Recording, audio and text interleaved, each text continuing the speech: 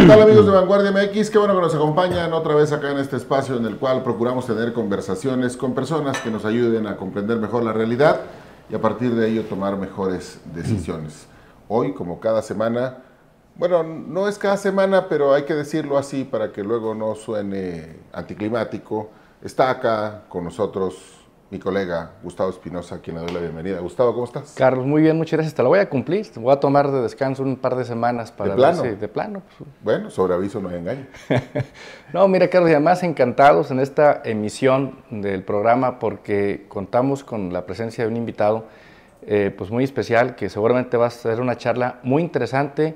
Un actor político que ya por 52 años de trayectoria que tiene en la política, pues ha ocupado cargos públicos, ha tenido una participación muy intensa en política, pero más allá de los cargos y de las candidaturas en las que ha participado, forma parte de una generación que le ha tocado vivir cambios profundos en el país y que, bueno, de esto y del motivo por el que está aquí en Coahuila estaremos conversando el día de hoy. Jaime Martínez Veloz, bienvenido. Gustavo, muchas gracias. Estimado Jimmy, ¿cómo estás? Carlos. Porque todo el mundo lo conoce como el Jimmy. Como el Jimmy. El Jimmy Veloz, le dicen algunos, el Jimmy Martínez Veloz. El Jimmy de la UAC. El Jimmy de la UAC. ¿Cómo descubriste? Porque tú, como aquel viejo comercial de este refresco embotellado, que no se debe decir el nombre porque se llama Coca-Cola, transpiras, sueñas, comes, desayunas, respiras política. ¿Cómo llegaste allí? ¿Cómo descubriste que la política era el terreno natural para ti, tu hábitat natural? Pues la vida me fue llevando para allá. Pero muy pronto, ¿no? Después de gatear, ¿o cómo fue el asunto? No, fíjate, los primeros años, digo sin querer, cuando yo llegué aquí a Saltillo, llegué en 1971 a estudiar arquitectura. Proveniente de Torreón, porque tú eres lagunero. Soy lagunero. A ver, yo soy 100% lagunero o zarapero. Bien. Los dos. Porque he vivido en los dos lados. Para que no empecemos con esos pleitos, ¿verdad? que si Sí, Saltillo, ¿verdad? Torreón, pues no. Tú eres lagunero, zarapero. Sí. Muy bien. Entonces, porque en los dos he tenido la participación en procesos muy intensos, ¿no? Muy intensos de política. Pero bueno, cuando llegué en el 71, llegué en octubre del 71 aquí a Saltillo. No había escuela de arquitectura en Torreón y entonces un tío mío habló con el doctor Arnoldo Certuche, que era el rector de la Universidad de Coahuila, y me dio una oportunidad en una escuela que pertenecía al Instituto de Estudios Profesionales de Saltillo. Pero porque le dijiste que querías ser arquitecto, no grillo. Si no, seguro no te admiten. No. Por eso, yo venía a estudiar arquitectura, y he estudiado arquitectura y me encanta la carrera. Pero bueno, en el 71 entramos, la escuela estaba ahí en la calle Juárez, a un lado de la iglesia de San Francisco. En el mero centro de la ciudad. Y de primero a segundo año, ahí junto con un grupo de compañeros, hicimos una gestión para que nos absorbiera la universidad. Ya. Y ya nos fuimos a La Madero, donde estuvo el Instituto de la Vivienda, a un lado del hospital, del hospital para acá, en segundo año. Y en tercer año viene el tema de la autonomía. Ya. Entonces nos toca participar. Yo anduve volanteando, pues como en las brigadas, ¿no? Después nos corresponde participar apoyando los trabajos del Consejo Universitario durante 2 años. Se reunía... En la primera etapa de la formación de la autonomía universitaria. Del 73 al 75 se forma el Estatuto Universitario, donde hay... y yo quiero destacar que fue posible todo eso gracias, entre otras cosas, a la participación de la universidad, de los universitarios, pero también la buena voluntad del gobernador de ese tiempo, don Aurelio Gutiérrez Treviño, que estuvo abierto. También había un movimiento nacional por la autonomía de las universidades públicas, ¿no? Sí, también. Sí había una ola en ese sentido. Había una dinámica así. En la UNAM estaba, por ejemplo, muy fuerte el movimiento de autogobierno en la Escuela de Arquitectura, en la Escuela Nacional de Arquitectura, por ponerte un ejemplo, que yo estuve muy vinculado a eso. Entonces, del 73 al 75, durante 2 años, 3 estudiantes y 3 maestros, un consejo universitario paritario, desarrolla y aprueba el primer estatuto de la universidad. Entonces en el 75 se producen las primeras elecciones, con Melchor de los Santos Ordóñez, como era secretario encargado del despacho primero, y después fue candidato y ganó la rectoría. El más joven de la historia, por cierto, ¿no? Sí. Ya lo hemos dicho por acá en algún momento. Y por cierto, yo le tuve mucho aprecio porque tenía mucha apertura, ¿no? Aunque también era, y tengo que entenderlo, era condescendiente con los sectores de la derecha que también existían en la universidad, y más en el lado de la arquitectura, ¿no? Ya. Pero, bueno, en el 75 se elige a él, y ya en el 78 empieza a entrar ya la mano del gobierno, se ve la mano del gobierno, y excluyen a Melchor de los Santos, como él tenía la posibilidad de ser candidato a reelegirse, y entra Óscar Villarrico. Ya. Creo que apoyado por el gobernador de ese tiempo, ¿no? Se sospecha. Se sospecha. Hay rumores en ese sentido de que podría ser. Podría ser. Es una posibilidad, remota incluso. Pero eso no sucede. Entonces empieza a la universidad a estar más o menos desarrollando sus actividades con el control del Estado. Ya, pero a ver, Jaime, seguro para entonces, pues ya te habías chutado algunos libritos y conocías algunos personajes peligrosos, subversivos. Claro. No, y ya habías descubierto que la izquierda era lo tuyo. Claro, a ver, después del 73 viene el movimiento de Ciencias y Funza, también intenso, y después viene la tendencia democrática del Sutero, donde corren a 131 trabajadores, y había un movimiento nacional disputándole a Fidel Velázquez la CTM, la dirección de la CTM. Entonces, eso para mí fue muy formativo, participar en el movimiento de la tendencia democrática del Sutero, que tenían su local ahí frente a la Plaza de Armas. Para los que apenas están entrando a conocer la vida pública, el SUTERM es el Sindicato de Trabajadores de la Industria Eléctrica. ¿Sí?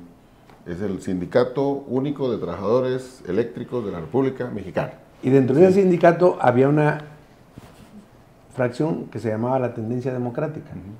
Entonces ellos fueron, aquí hubo el mayor número de trabajadores despedidos del país. Por participar en esa sublevación. Exacto. Ahí entonces yo aprendí ahí manejar el miógrafo. Ellos tenían... Peligrosísima arma de lucha de los años 60, 70, 80. Exactamente. Y como en aquel tiempo era difícil tener acceso a los medios de comunicación, no había internet ni nada. Entonces salíamos a pintar a las 4 de la mañana, 3 de la mañana. Bardas, sí. Defendiendo al sindicato de trabajadores de administrativos de la universidad, el de Estamuac en aquel tiempo, o a la tendencia democrática del Sutero. Un día un amigo me prestó su carro y estábamos pintando ahí en el... Mario Valencia, por cierto. Ya, claro. Me prestó su carro, era un Volkswagen, y estábamos pintando en el puente abajo, y llegó la policía y nos fuimos corriendo hasta Campo Redondo, y pues medio desmadramos el carro, ¿no? Entonces al día siguiente que se lo llevé a Mario, su esposa lo puso pinto, ya ves, lo que hacen tus por amigos. Juntarte con estos. Sí. Me apena, ¿verdad? Pero bueno, eran los tiempos. Eran los costos de la lucha revolucionaria. Claro. Un día, por ejemplo, fuimos a pintar, la primera vez a Campo Redondo, y un compañero del que te platiqué ayer, sí, era pianista. Fuimos 4, el flaco Salas Jauregui, la novia de un amigo nuestro, de Elías, la güera, el compañero Mezcua y un servidor. Y me dijo Mezcua, yo voy, pero tú vas al concierto, te paras y cuando termine dices la quinta, nada más dices la quinta.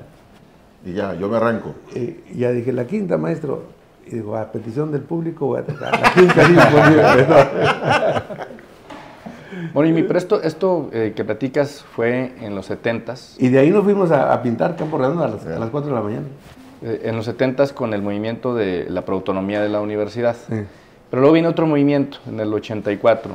Sí, pero precisamente es la base como impulsamos la democratización de la universidad y el estatuto universitario expresaba ese anhelo libertador, pues resulta que llega Villarrico y a pesar de tener y tratar de construir una relación más o menos pues equilibrada, lo cierto es que la voluntad del gobierno se empieza a imponer.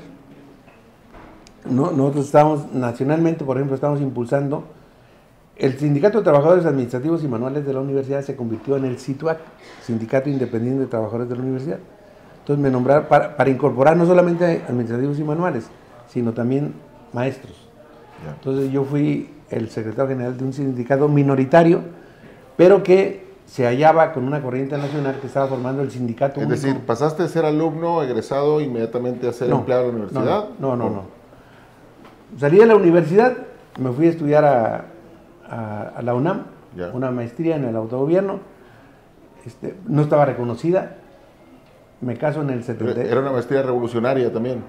No, el autogobierno es una escuela que a mí me enseñó muchísimas cosas. Entre ellos, por ejemplo, tú no puedes entender la ciudad si no sabes economía política. Claro, sí, en eso estamos de acuerdo. Me metí aquí un año a estudiar, estaba en quinto año y también en economía, estudié el primer año. No lo terminé, producto de la presión política y de muchas cosas. Pero sí me metí muchísimos libros, ¿no? Henry Lefebvre, Topalov, Loskin. O sea, la pasión por el estudio y en paralelo, pues atender, por ejemplo, la corriente de expulsados de Chile, de Argentina, que venían, algunos de ellos les conseguimos que dieran clases en la universidad.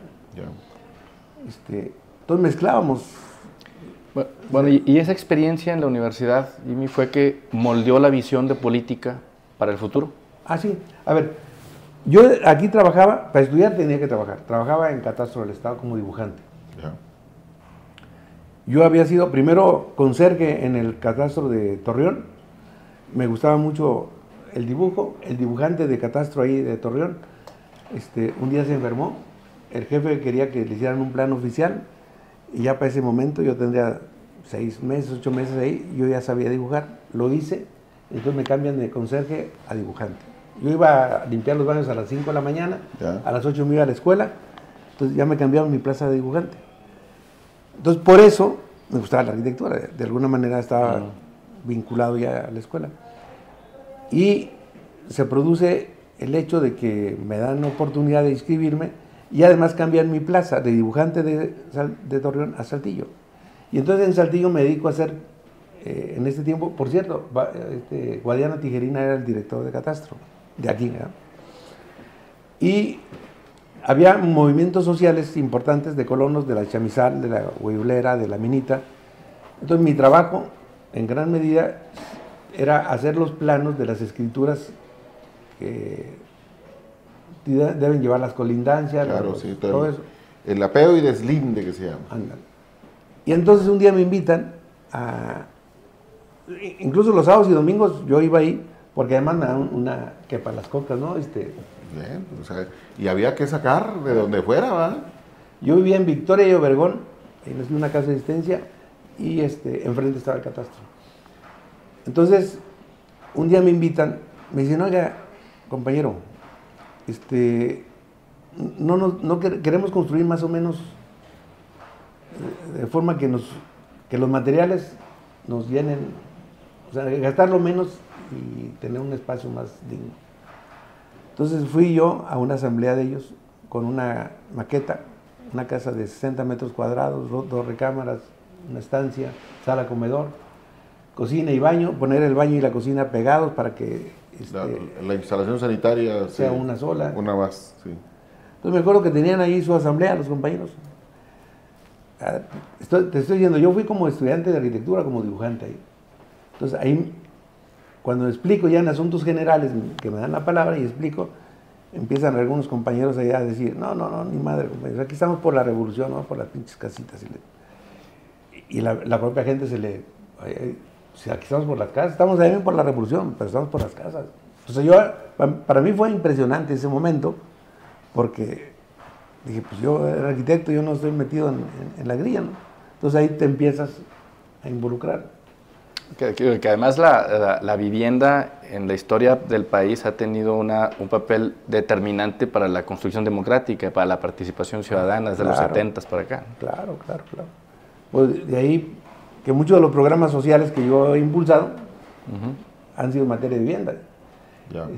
Por ejemplo, ustedes pueden ir a la Pancho Villa, por poner un ejemplo aquí, a la colonia Pancho Villa, y ahí, yo a Eliseo Mendoza Berreto, un día fui con él cuando era gobernador, y le dije, oiga, necesitamos su aval para solicitar un crédito para FONAPO, para materiales.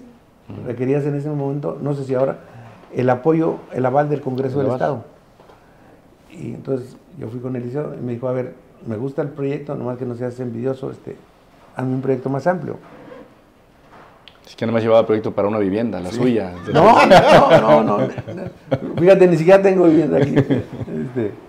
No, es algo muy padre, la mera verdad, porque ahí me formé mucho con ellos.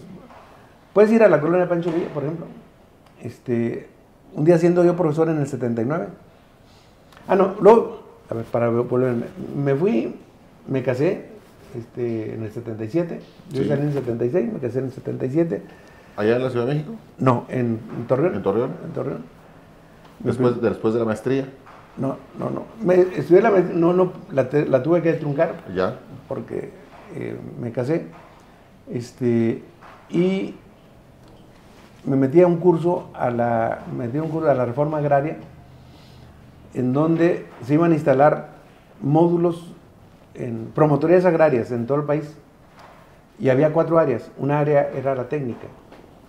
Esa área implicaba que era la responsable de que si había una expropiación, por ejemplo, de Pemex, para meter un ducto, tenía que Pemex pagar con una obra que la gente quisiera. Entonces yo iba como responsable para ser parte de la parte técnica, ¿no? Pero vamos al curso y saco uno de los primeros lugares y entonces tengo derecho a ser jefe de la promotoría agraria. Yeah. Y incluso tenía el privilegio de poder decidir a dónde, y decidí irme a San Pedro Las Colonias. En ese tiempo San Pedro tenía 104 ejidos. Para mí fue una enseñanza muy grande. Trabajé un año ahí, haciendo sobre todo asambleas de usufructo parcelario, y ahí me di cuenta cómo construían los acuerdos, cómo las deficiencias que había, pero logramos incluso repartir en forma institucional todos los derechos vacantes que estaban controlados por los caciques en ese momento. Entonces después en el 78 hay una vacante para la Escuela de Arquitectura en materia de dibujo. ¿Y aplicaste? Y el Consejo Técnico aprueba pero además gana un candidato que en ese momento gana las elecciones, que en ese momento coincidía con la raza que nosotros veníamos trabajando dentro de arquitectura, y me invita como secretario académico y profesor de arquitectura. Así regresas a la universidad, pero ahora ya como profesor. Como profesor, en el 78. Y del 78 al 81, pues es muy intensa mi actividad ahí, en el plano académico y en el plano político. Fundamentalmente, incluso te voy a mandar el trabajo, o sea, lo que nos aglutinaba a todos era construir una educación vinculada a la realidad, teniendo a la realidad como la fuente básica del conocimiento científico. En aquel tiempo no había computadoras, o sea, eran muy incipientes. Entonces, por ejemplo, tenías que en cada materia hacer los planos para llevar las instalaciones de un proyecto distinto, otro para llevar construcción, para llevar diseño. Entonces planteamos el taller integral. O sea, vamos a ver una clínica, pero construcción, instalaciones, la teoría, todo alrededor de la clínica o de la casa, habitación. Entonces, eso es lo que nos aglutinó y aprobamos un nuevo plan de estudios. Te lo voy a mandar.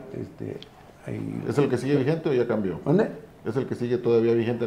No, ya cambió. Porque estamos hablando de la hoy Facultad de Arquitectura de la Universidad Autónoma de Coahuila. Sí. Luego se creó una maestría ahí en urbanismo. No tuvo éxito.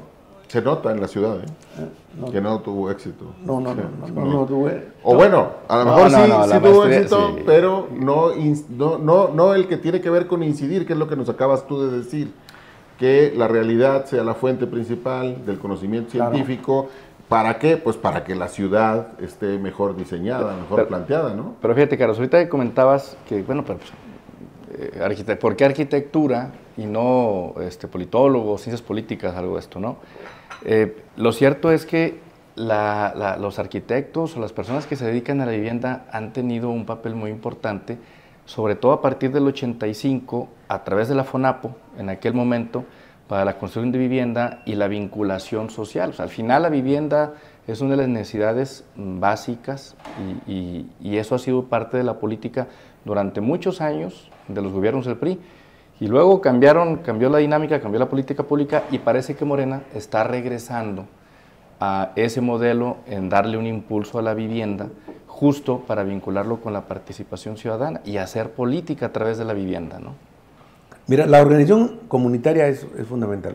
Por ejemplo, en este programa que digo que se llamaba Vivamos Mejor.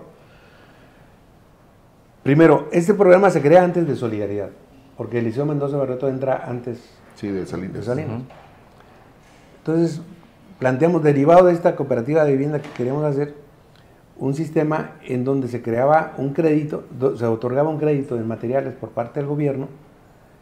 La gente autoconstruía, ampliaba, era para combatir el déficit por hacinamiento. Hay déficit de viviendas nuevas y hay déficit por hacinamiento también. Entonces, hay muchas viviendas muy pequeñas con mucha gente. Sobrehabitadas, sí.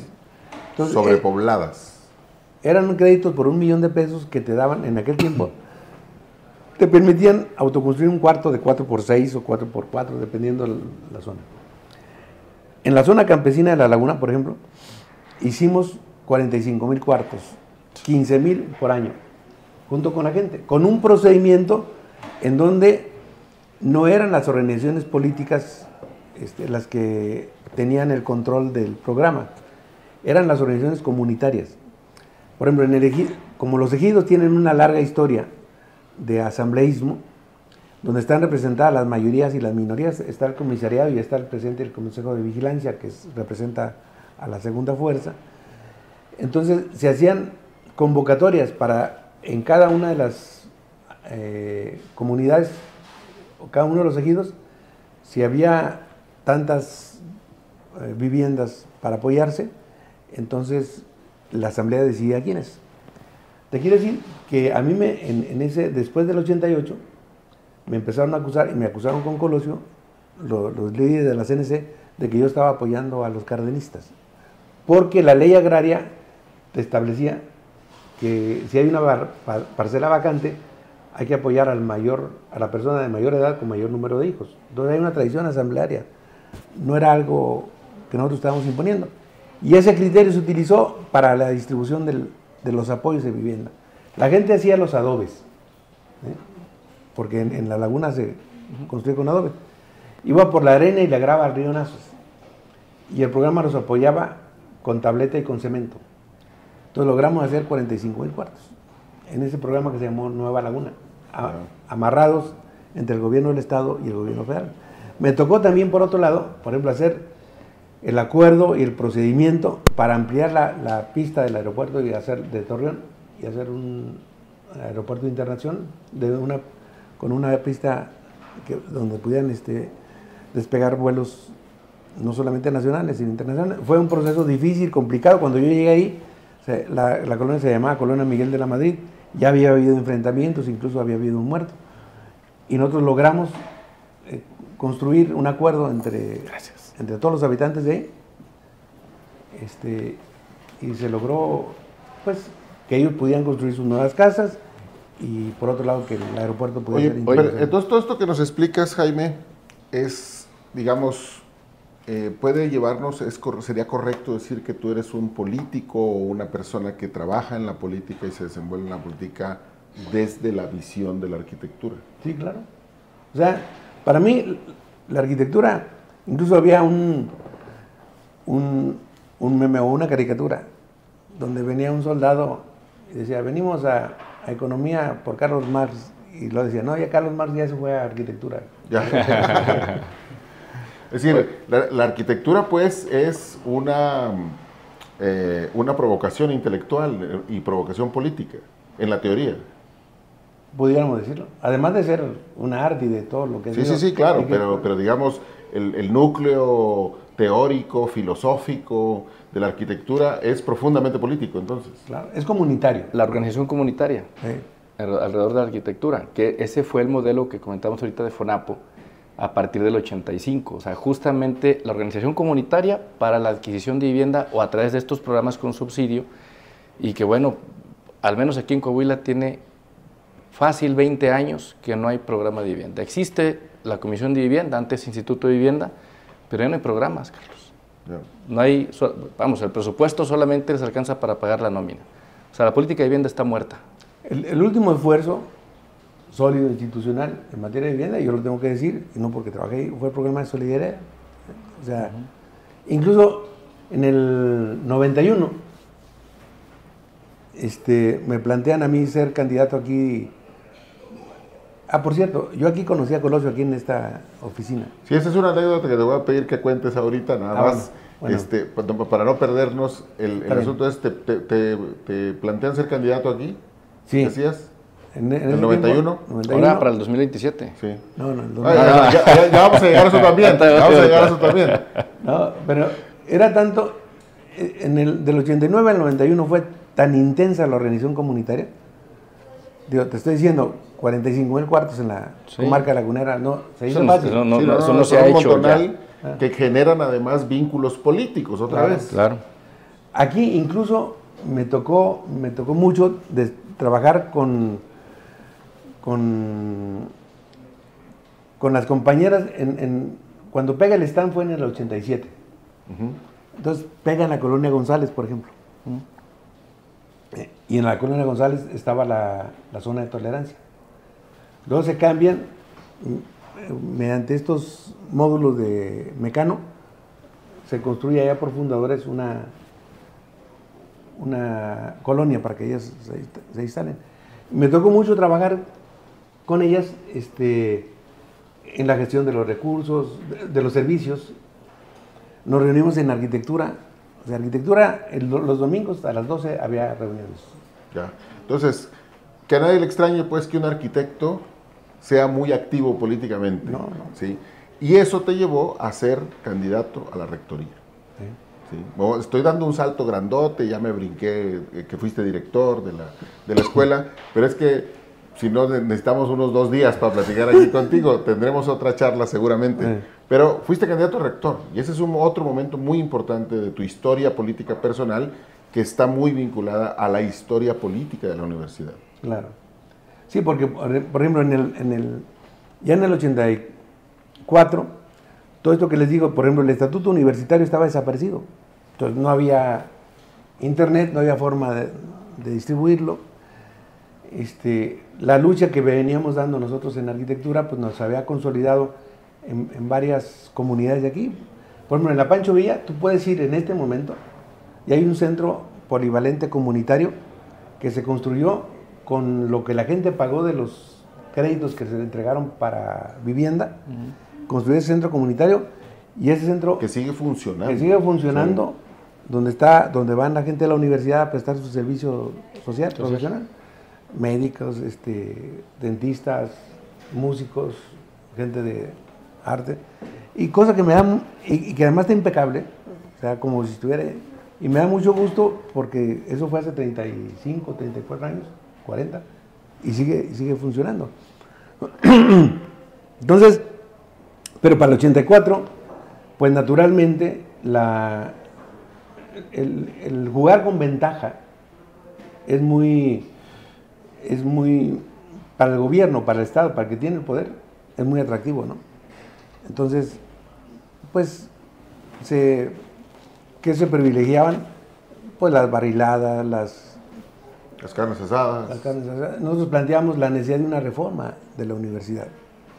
La perversión académica, por cierto, también. Incluso también. Entonces planteamos nosotros incluso queríamos construir un acuerdo con todas las fuerzas políticas. Desgraciadamente, bueno, Villegas Rico se adelanta y quiere poner a su candidato. Valeriano Valdés. Valeriano Valdés. Catón y yo nos lanzamos por otro lado. El fraude fue muy burdo, evidente y descarado. Nos unimos Catón y yo, generamos buenas movilizaciones aquí. El gobierno del estado pues estaba medio espantado y se acuerda hacer una marcha a México, de Saltillo a México, que duró 30 días. Salimos, me acuerdo, un día... Un acuerdo medio abrupto, medio inesperado, lo cuentas en el libro que escribiste sobre el tema, era algo para lo que no estaban preparados en realidad. No, es decir, pero cuando estás en esa dinámica, le entras o le entras, o sea, no hay de otra. Y bueno, pues resulta que los que tomaron la decisión de la marcha, no fueron a la marcha. Y a mí me tocó, pues, salir con la marcha. Nos apoyaron mucho las compañeras de las colonias populares donde habíamos trabajado, Universidad Pueblo, Pueblo Insurgente, Pancho Villa. Cuando salimos de aquí, después de la estatua del indio, dije, ¿cómo le vamos a hacer? No traíamos nada. Y eso que todavía no estaba tan lejos, la estatua del indio estaba más cerquita. Entonces llegamos y medio comimos ahí en la plaza de Arteaga. Luego en la noche llegamos a Los Lirios y ahí también, pues la gente nos llevó algo de comida. Pero yo dije, esto va a estar cabrón. Y entonces, después de Los Lirios, salimos al segundo día, empezamos a diseñar un esquema donde traemos 2 radios. En una combi y en otro carro. O sea, un radio se iba hasta... ¿Enfrente? Sí, paraban los carros de aquel lado para que pasaran los de atrás. Y luego parábamos a los de atrás para que pasaran los de adelante, porque la carretera era de 2 carriles. Era de 2 carriles, así de la 57. Pero aprovechábamos para que nuestros compañeros, un ejército de boteros, boteaban. Solidaridad. Entonces, boteábamos más o menos alrededor de 60,000 pesos diarios. De aquellos. De aquellos, sí. Y con eso empezamos a comprar papas, huevos, las cacerolas y empezamos con las compañeras nuestras a armar nuestra cocina. Al tercer día ya teníamos la cocina, entonces la cocina fue la columna vertebral de la marcha, ¿no? Sí, porque hay que comer. Entonces, pues nos mantuvimos de esa manera. Por eso fue organización comunitaria pura, ¿no? Bueno, y toda esta experiencia en organización comunitaria, a lo mejor me voy a dar un salto, otro saltote, y ahorita regresamos para hablar de esta experiencia que tuviste con las comunidades indígenas en Chiapas. O sea, toda esta experiencia fue que te llevó allá o te ayudó para tener pues una mejor comunicación con las comunidades indígenas. Claro, todo esto me ha servido, o sea, por un lado en la parte política, pero por otro lado en la parte de los hechos. Te pongo un ejemplo. El año 2002 murieron 28 niños en un hospital de Comitán. Entonces investigó qué es lo que estaba pasando, si había una bacteria, si no había medicamentos. Y era un conjunto de cosas. O sea, las madres embarazadas no tienen seguimiento, las madres lactantes menos, los niños con desnutrición pues tampoco. Entonces me tocó hacer un programa que se llamó Vida Mejor para Mujeres, Niños y Niñas, ustedes pueden verlo, donde en 1,600 comunidades de Chiapas, de 60 municipios distintos, ahí lo que tienes es que son muchísimas comunidades de 100 o de menos de 100 habitantes. Hay 26,000 comunidades. Sí. Es una población que está muy dispersa por el territorio en pequeños núcleos poblacionales, ¿verdad? Entonces, esas 1,600 comunidades las organizamos en 154 microregiones con 10 acciones distintas. La primera era hacer un diagnóstico casa por casa de los niños con desnutrición, las madres embarazadas, las madres lactantes. Construimos 154 casas de la mujer, el niño y la niña, que eran cocina, que estaban abastecidas con la cocina, y con fórmulas que nos daba el Instituto Nacional de Nutrición, las madres hacían los alimentos en la mañana y a mediodía de los niños. Sacar un niño de desnutrición grave a moderada no es fácil, ¿eh? y sostenerlo es todavía más difícil. Entonces, es un trabajo que tenía que estar ahí. Y en paralelo, yo en ese momento era el vínculo o parte de la comisión de vinculación con el STLN. El STLN tenía un compañero y el gobierno del Estado, yo lo iba a tener, yo lo iba a ver a los sábados y domingos a México.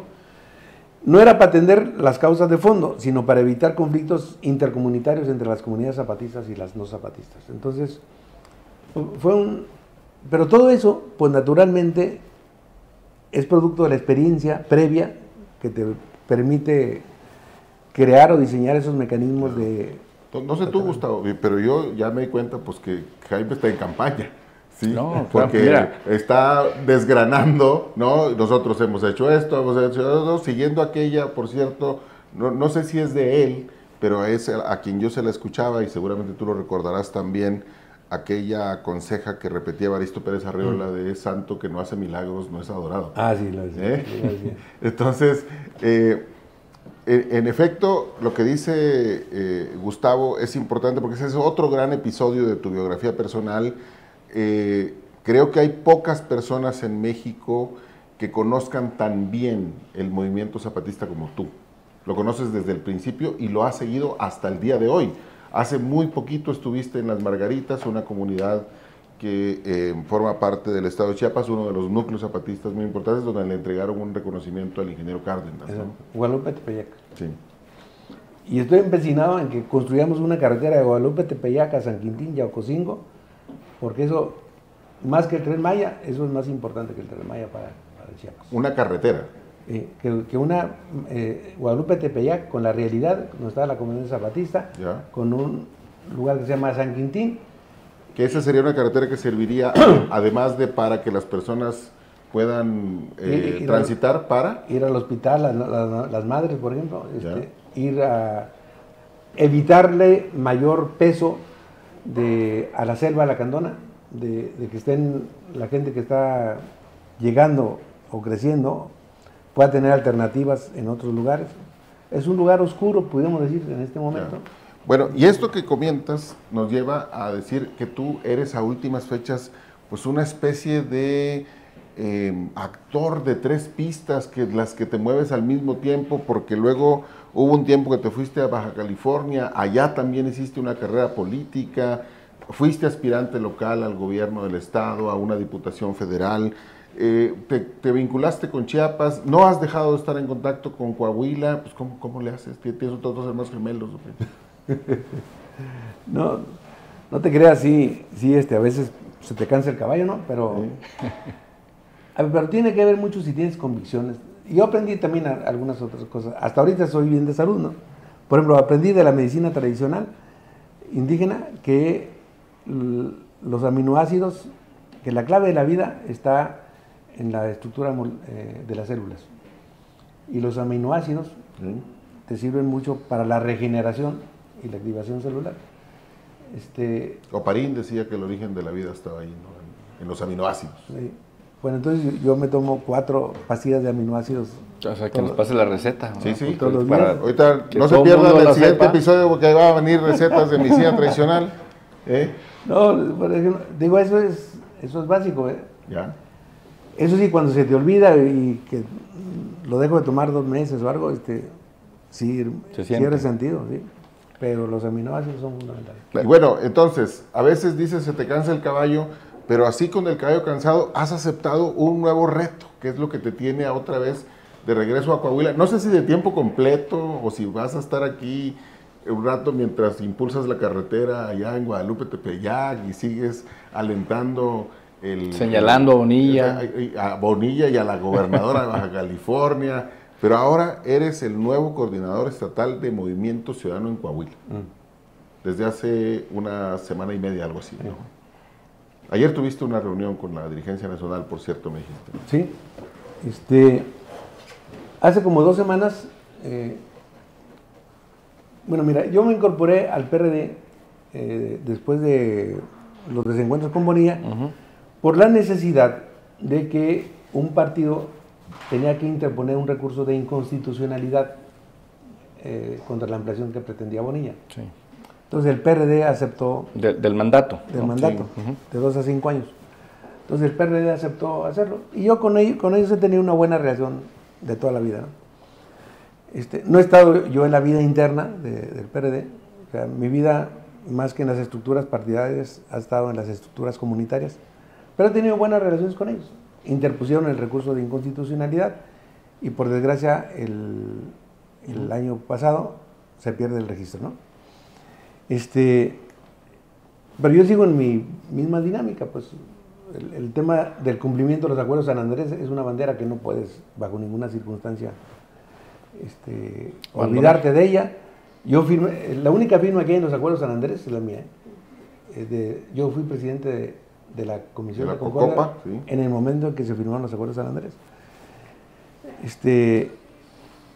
Porque a veces dicen, bueno, pues es que... Bueno, pues se dice fácil, es algo que pasó hace poquito más de 2 décadas, casi 3 décadas, que implicó pues el desarrollo de un proceso que, digamos, no es que no hubiera pasado antes en el país había estado en medio de movimientos armados y de confrontaciones entre facciones rebeldes, por ponerles un adjetivo, y las instituciones del Estado, pero este tipo de negociación tan sui generis que se armó ahí no había ocurrido antes, ¿no? Claro. Y, por ejemplo, hay personas que no confían en el diálogo como procedimiento para procesar diferencias y construir acuerdos, y en términos electorales se van más por la ruta del mercantilismo electorero, donde estas cuestiones juegan un papel secundario, y luego tenemos políticos que, bueno, no sabemos a qué responder, de cualquier partido, por eso la organización comunitaria y lo que reclama, yo estoy en este caso que me pregunta sobre Coahuila, conocí a Dante Delgado en Chiapas. Él era, al paralelo de la Cocopa, él era el responsable de la política social para Chiapas en aquellos tiempos. Ya. Tuvimos varias... ¿Desde el gobierno de Salinas? No, de Zedillo. Ya con Zedillo. Okay. Zedillo. Entonces, tuvimos buena relación. Y hace como 4 o 5 meses, una gente muy cercana a Dante me dijo, oye, Dante quiere platicar contigo. Yo platiqué con Dante hace como 2 años. Me decía, quiere hablar contigo, pero ahorita está un poco delicado de salud, pero sí le interesa mucho platicar contigo. Y hace como 3 semanas me habló Maínez, el coordinador nacional de Movimiento Ciudadano, para plantearme que yo pensé que me iban a invitar al tema de indígenas. Yeah.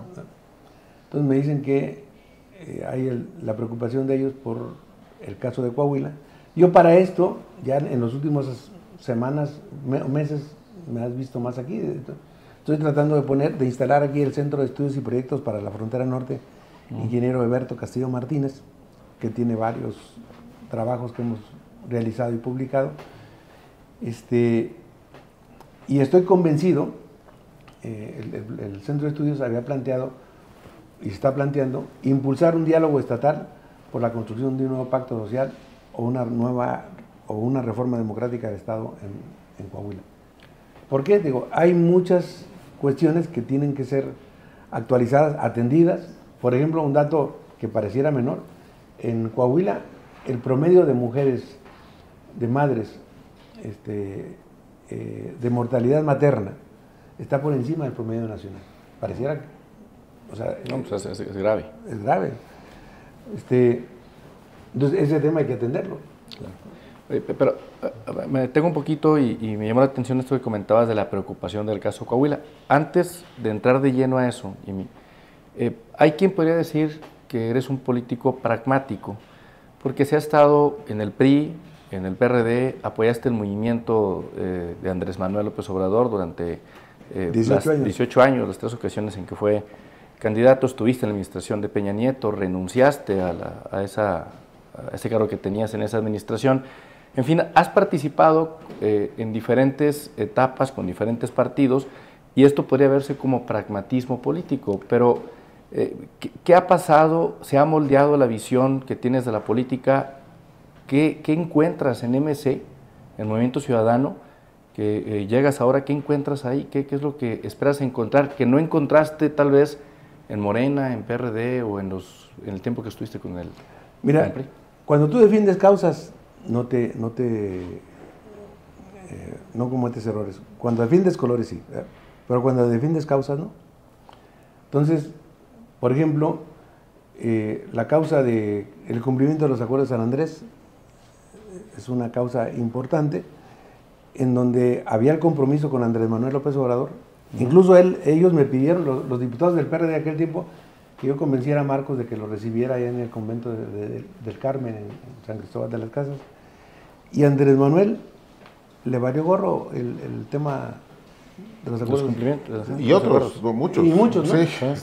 Entonces, por eso, la explicación por qué el evento del 10 de abril en Guadalupe Tepeyac, en pleno territorio zapatista, haciéndole un reconocimiento al ingeniero Cuauhtémoc Cárdenas como promotor de la paz y la democracia, primero, en forma quizá no premeditada, pero ahí hay la coexistencia de dos causas, el zapatismo y el cardenismo en el territorio.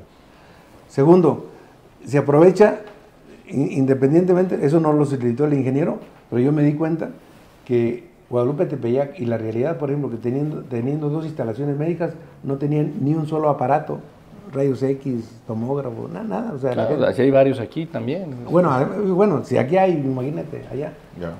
Pero se supondría que el compromiso que estableció Andrés Manuel, ahorita que tendría que cumplirse. Entonces, para él fue una sola vez a Guadalupe Tepeyac, se comprometió ahí con una cocina que hasta la fecha no se ha construido. ¿Y cuántas veces fue a Badiraguato? ¿No? Claro. Entonces, no es que yo me haya salido ahí, no es que yo sea pragmático, sino simplemente abandonaron las causas por las cuales se habían comprometido. ¿Y tú sigues en esas causas? En la causa. Yo sigo en esa causa. ¿Y cuáles son las causas de Coahuila? Bueno, a ver, aquí yo te estoy poniendo un ejemplo en donde se requiere una atención especial en materia ya pusiste un ejemplo, sí, así es. Madres y niños, ¿no? Sí. Entonces, a ver, a mí me tocó trabajar en el diseño de un mecanismo para que la minería tuviera un impuesto que ese es otro tema que fuera repartido a los estados y a las comunidades donde se producen. Entonces, que no solamente saquen lo que hay en la tierra y se lo lleven y hagan dinero y dejen allá a la comunidad con todos sus problemas intactos, ¿verdad? Claro, a ver, hoy se anuncia que hay un recorte de 800 millones de pesos a Coahuila, ¿verdad? O sea, se requiere, en mi estado natal y Tecala, o sea, se requiere tener políticos con determinación que luchen por las causas de Coahuila. Uno de ellos, la recuperación del impuesto minero. O sea, claro, porque ese lo quitó Andrés Manuel, también hay que decirlo. Eso lo quitó Andrés Manuel. O sea, no hay con qué atender la problemática de las comunidades mineras, que por cierto, donde hay más riqueza minera, hay más pobreza. Puedes hacer un recuadro y un comparativo y ves que hay... Es proporcional. Salud, minería. Democracia, representatividad. Pero ¿cómo, Jaime, si aquí estamos en jauja, hombre? La democracia coahuilense es ejemplo a nivel galáctico, ¿no? Bueno, eso escuché yo, pues, leo a columnas y dicen eso, ¿no? Pues es que depende de qué columnas veas. Bueno, sí, tienes razón. A ver, lo que estoy planteando con este modelo también, modelo local y nacional. O sea, yo tengo muy claro que, por ejemplo, lo que se vive en La Laguna es muy distinto a lo que se vive en Saltillo. Hay planteamientos. Claro, sí. Muy propios de la región. Igual que la carbonífera, la frontera, ¿no? Al centro desierto, ¿no? Por razones de la vida, y yo tengo la fortuna de conocerlos y de haber recorrido los 38 municipios hasta Sierra Mojada Pocos políticos coahuilenses pueden decir eso, ¿eh? Que me fascinó. Sí, pocos. Pocos. Sí. Yo conozco los Sierra Mojada muy bonito. Las vistas hermosas, ¿no? Sí. Por ejemplo, ahí hay un teatro, como tuvo mucha importancia económica por la minería a principios del siglo, Sí. hay un teatro donde dicen que iban los mejores cantantes de ópera de aquellos tiempos. Y a mí me impresionó. Yo eso se lo tengo que reconocer y agradecer al Liceo Mendoza Berrueto, porque yo lo acompañé a él a todos los municipios de Coahuila. Y aprendí de sus modos, de su forma de ver la vida, de cada comunidad. Entonces, yo estoy convencido que el Estado debe ser construido en forma colegiada. Entonces, estamos planteando impulsar... Pero no hace falta, hombre. Hoy tenemos un gobierno que es la única voz que se escucha, y con eso basta, ¿o no? Bueno, a ver, suponiendo sin conceder que así fuera, que no lo es, ¿verdad? Porque todos, o sea, los seres humanos tenemos siempre insuficiencias, o sea, debemos de corroborar esto con la gente. A ver, si no tenemos el impuesto minero, por poner un ejemplo, si tenemos problemas de salud, si tenemos graves problemas en tema de nuestra vecindad con Estados Unidos, en términos hídricos, o sea, ¿qué requerimos? La voluntad y el acuerpamiento de los más, el mayor número. Pero tienes razón, no hay pluralidad de voces en la escena política coahuilense. Entonces, ese es un asunto central en tu agenda, que haya pluralidad de voces. A ver, no, la pluralidad debe ser un eje transversal, pero se debe atender la problemática, yo digo, desde dos perspectivas, dos ópticas. Uno, la regional, y otro, la estatal. Y otro, la relación con la federación. O sea, tenemos que reconstruirla. No, Coahuila necesita recursos. Incluso lo dijo, no solamente Coahuila, el Estado mexicano necesita recursos. Ya lo dijo Cuauhtémoc Cárdenas en su discurso el otro día, ¿no? Entonces, nosotros tenemos que replantearnos nuestro pacto con la federación y reclamar los recursos que el Estado tiene necesidad de obtenerlos. Y derecho. Y derecho, y además, pues, aquí estás produciendo. O sea, no estamos pidiendo que nos den algo que no estamos produciendo aquí. Entonces, si dijéramos, bueno, es que Coahuila le sobran recursos, tiene todo resuelto. No tiene todo resuelto, pues ¿para qué no? No, entonces yo creo que, a ver, no es fácil, ¿verdad? No es fácil, sobre todo cuando hay una dinámica en donde se establece nacionalmente que el partido en el poder es el que tiene la razón en todo, y eso no es cierto. Y que se reproduce a nivel local. Y que claro. A ver, porque yo digo que más allá de los partidos, lo que impera en México es una cultura del ejercicio del poder vertical. Así se entiende la política. El que está arriba tiene la razón y aunque no la tenga. ¿Sí? Y todos los demás. Del partido que tú me digas. Que sea. Sí. ¿Sí? Bueno, y en ese esquema se han, de alguna manera, infiltrado componentes muy graves. Te pongo un ejemplo. Aquí en Coahuila, en los sexenios de Fox y Calderón, se distribuyeron concesiones por el equivalente al 92% de las casi 4 millones de hectáreas que tiene concesionada la minería en Coahuila. En ese momento, y en el país en su conjunto, apareció el crimen organizado, porque hasta este momento, ese estado que nosotros decimos que es perfecto, hasta este momento, nosotros como gobierno, como país, no tenemos ni siquiera las bitácoras de lo que estamos produciendo en materia minera. O sea, sabemos de la producción minera por la información que te da las empresas. Ellos mismos. No por lo que te da el Estado. Ustedes pueden consultarlo, pero son periodistas. Incluso Andrés Manuel le quitó hasta las computadoras, según esto, por austeridad, a la Secretaría de Economía. Entonces, a ver, hay otro asunto, por ejemplo. Calderón y Fox firmaron un convenio con Canadá que se llama para evitar la doble tributación del impuesto sobre la renta, que significa que se llevan ellos el oro, la plata, los minerales, y además se llevan los impuestos. La nuestra no es una medida ideológica, simplemente lo que nosotros decimos, y es un tema que Morena nunca lo ha planteado, Andrés Manuel tampoco. A ver, no se trata de un tema ideológico, se trata de que los recursos de la producción que se genera en este país se queden aquí. En el 2014... Claro, y que sirvan para el desarrollo. Y que sirvan para el desarrollo. A ver, en el 2014 el valor de la producción minera, según las empresas, fue de 260,000 millones de pesos.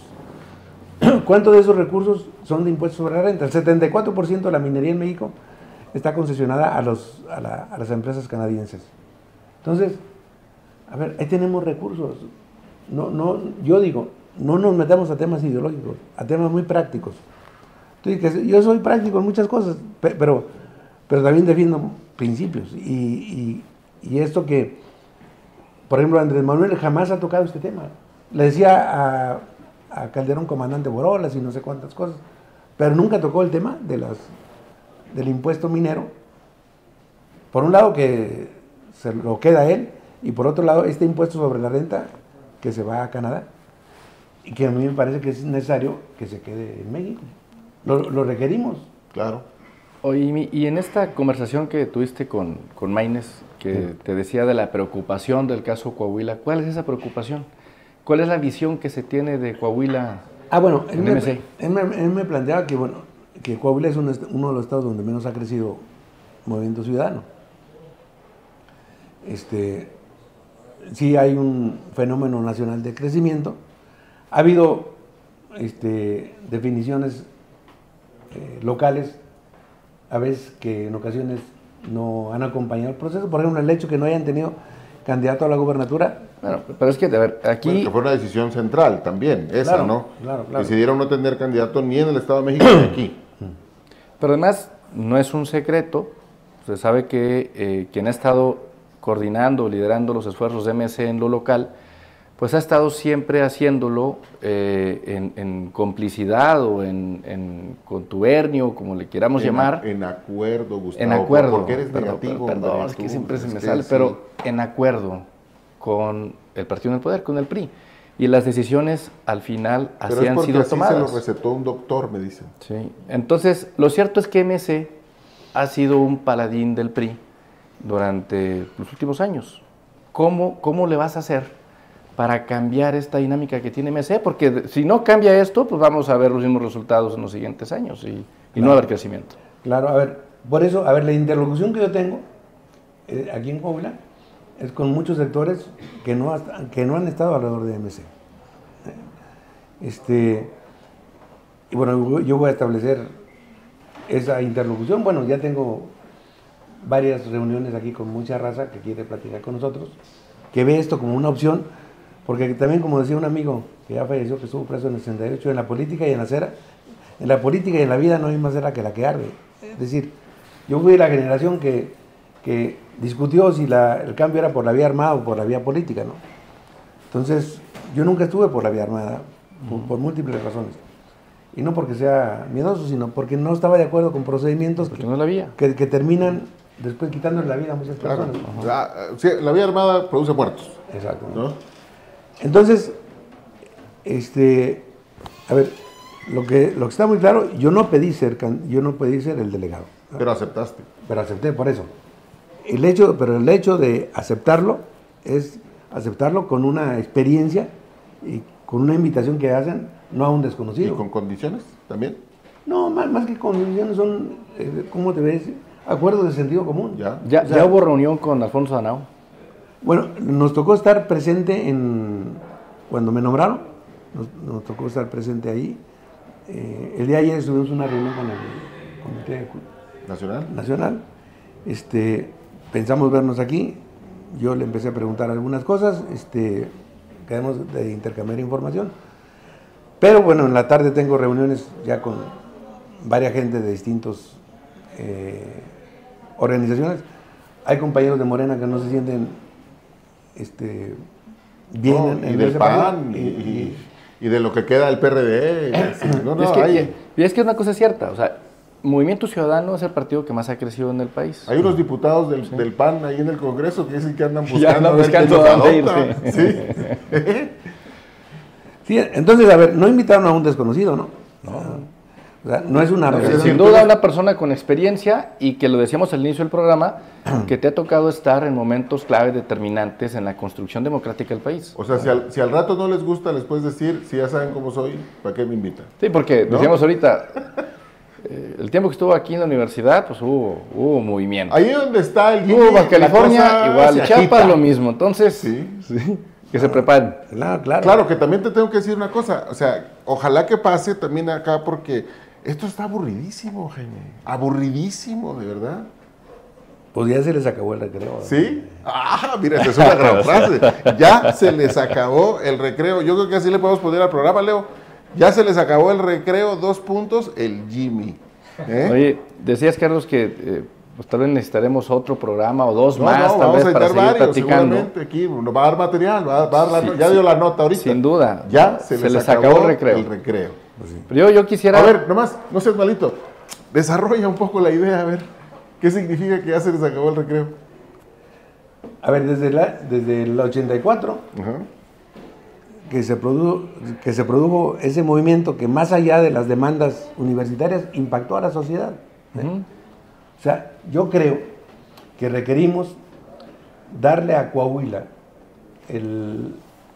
con la historia que tiene como Estado y el simbolismo que representa, puede jugar un papel en la democracia nacional y en el escenario nacional, en el concierto nacional.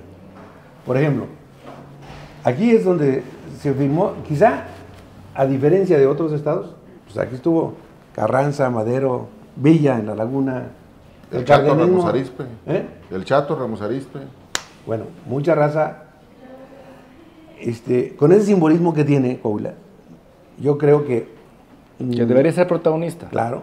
A ver, por ejemplo, a mí me gustaría iniciar la campaña en la Hacienda de Guadalupe, por ejemplo, donde se firmó el plan de Guadalupe. Yo hablé ayer con el secretario general de Movimiento Ciudadano, para decirle el impacto que pudiera tener. O sea, porque hay muchas cosas en el país que tienen que cambiarse. O sea, y si no se cambian en el país, van a seguir afectando a Coahuila.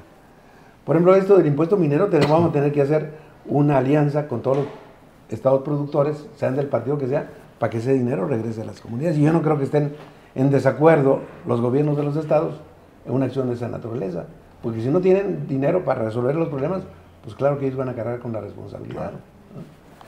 Entonces, la llegada a Coahuila, decías, es el reencuentro con tu historia. El reencuentro con mi historia. Y además, aquí está mi familia, mi mamá vive en Torreón, mis hijas aquí. Tengo 2 nietos, una nieta y un nieto. Pero además es donde me formé. Por eso significa esto también un gran atractivo para mí. O sea, vengo a refrendar y a, de alguna manera, reanimar o revivir las causas en las que siempre he defendido y he creído. Y para seguirle la huella entonces, y ya que tú eres un tipo de metas y de objetivos muy concretos, ¿cuál es el objetivo de Movimiento Ciudadano para la próxima elección? Ser, cuando menos, la segunda fuerza electoral en el Estado. Cuando menos. Cuando menos. Pero yo creo que tenemos capacidad de impulsar un fuerte movimiento que junto con lo electoral y partidario también sea un movimiento social de identificación. Es decir, tú vas por una bancada en el próximo Congreso del Estado. Sí, claro. Tenemos que tener representación ahí en el Congreso. Si queremos incidir nacionalmente, pues tenemos que tener presencia localmente. Y lo que queremos es, yo estoy convencido que por la formación que me ha tocado vivir en el país y aquí localmente, tenemos los elementos para construir una postura sólida, firme, en materia legislativa, en materia política. O sea, yo sí digo, a ver, la pluralidad, yo no estoy en contra de que se hable con las otras fuerzas políticas, al contrario, esa debe ser una característica, pero de todos los gobiernos. O sea, claro, un eje transversal, la pluralidad. Pero donde nos veamos como iguales. Uno desempeñará un papel, otro, ¿no? Pero yo quiero ver a los políticos, por ejemplo, de mi estado, defendiendo esto que te digo, el fondo minero, así de sencillo. Claro. ¿Sí? El agua. Resolver el tema. El federalismo fiscal. ¿Sí? Entonces, ser al menos segunda fuerza política implica desplazar a Morena. Morena es hoy la segunda fuerza política en Coahuila. Es que a lo mejor está pensando otra configuración. A los de Morena, porque los de Morena, en efecto, Andan en el recreo, ¿eh? Eso sí, te puedo decir. Y hay muchos compañeros que, bueno, por razones quizá familiares, personales, se han identificado ahí, pero bueno, no podemos decir, y bajo ninguna circunstancia me pueden demostrar, que Morena hasta este momento representa en el Estado a la izquierda de Coahuila, ¿no? Bueno, es que primero tendrían que saber qué es la izquierda, ¿no? O sea, yo los oigo un poco ahí despistados. Falta conocer la historia. Con el tema de la teoría política y de la historia y todo eso, ¿no? Está complicado para ellos, creo. Y aún así, te voy a decir una cosa, y aún así, yo digo, los necesitamos, pero siempre y cuando guarden su papel. A ver, si tenemos una senadora que está ligada a la familia minera, ¿por qué no lucha porque ese impuesto se regrese al Estado? Porque se lo quitan ella. Digo, perdón, no sé, porque no sabe tal vez que existe eso.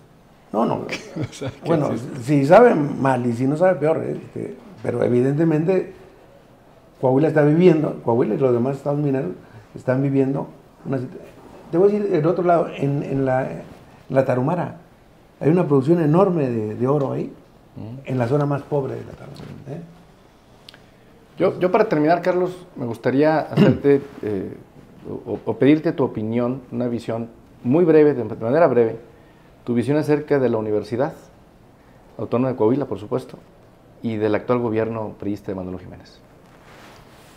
Mira, de la universidad, yo me desligué desde el 87. Fue difícil para mí esa decisión,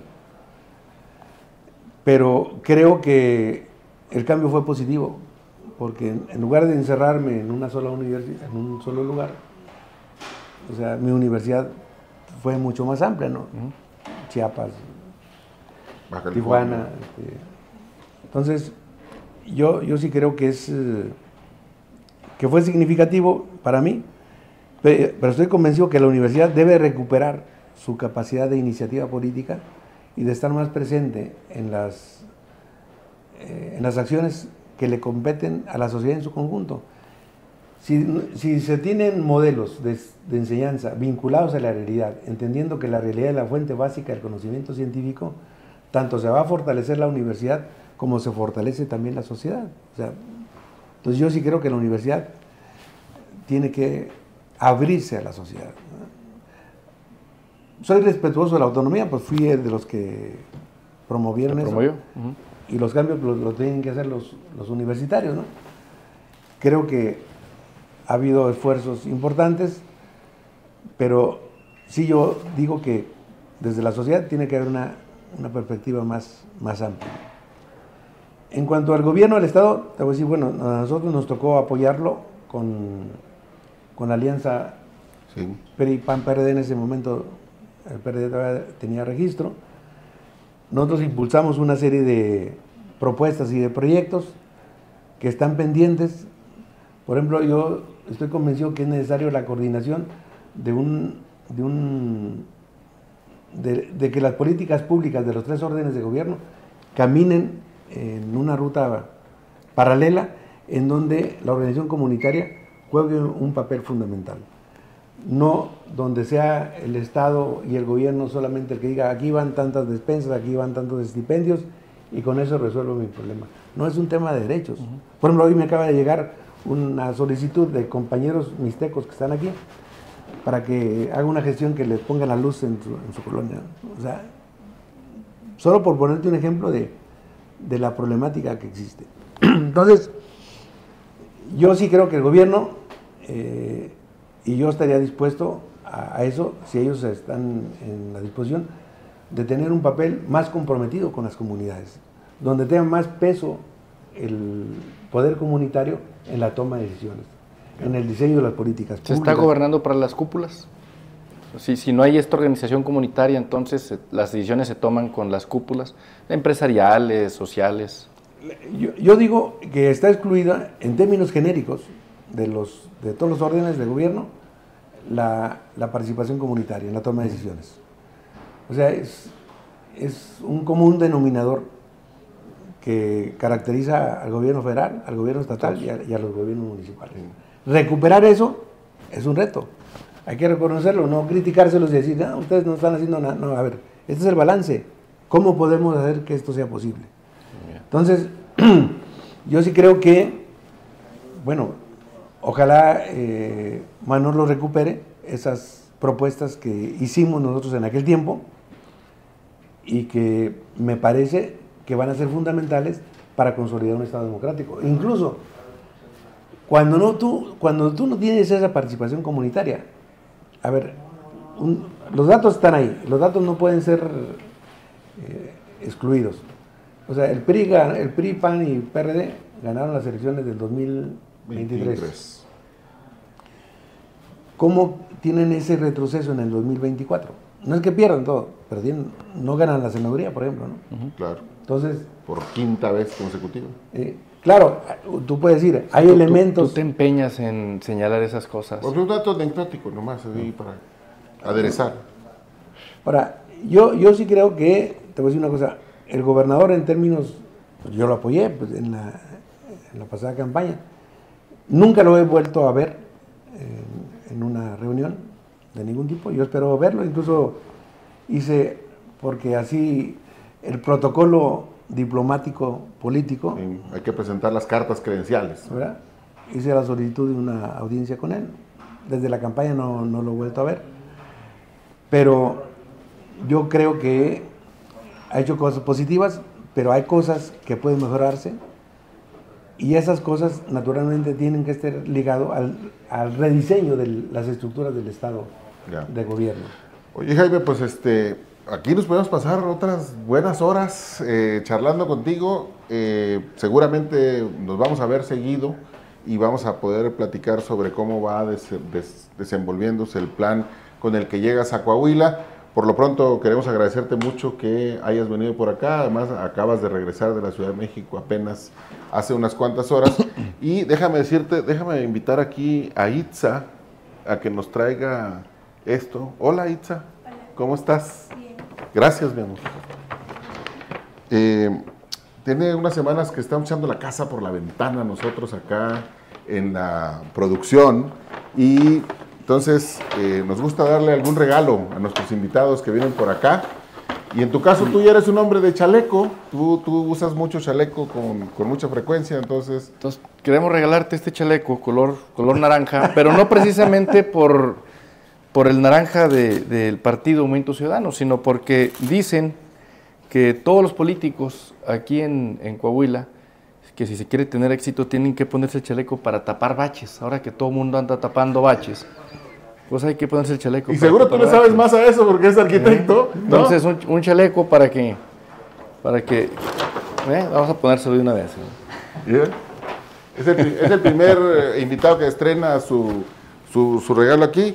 Y pues, para que te dure más la energía y no se te deteriore mucho el físico, pues hay unos guantes también, mira. Echamos la casa por la ventana acá con los tapabaches. Con el presupuesto. No sabemos si le vas a entrar a esa moda, pero bueno, ahí tienes ya chaleco para eso. No, y déjame te digo, el color de la Escuela de Arquitectura es el naranja también. Ya, muy bien. Dos pendientes que nos van a quedar. Para la próxima charla que tengamos. La anécdota con Luis Donaldo Colosio aquí. Sí, que no la contamos. Y la receta de los aminoácidos, esa me interesó bastante también. Incluso, te voy a decir una cosa, lograron sintetizarlos en Bolivia y ponerlos por la vía intravenosa. Es un poco caro, yo prefiero comprarlos en pastillas, ¿sí? Pero ahorita voy a quedar a platicar con el Jimmy para que después les diré la receta. Jaime, qué gusto tenerte por acá. Qué bueno que hiciste un espacio en tu agenda. Muchas gracias. Para acompañarnos. Muchísimas gracias. Es un honor aquí.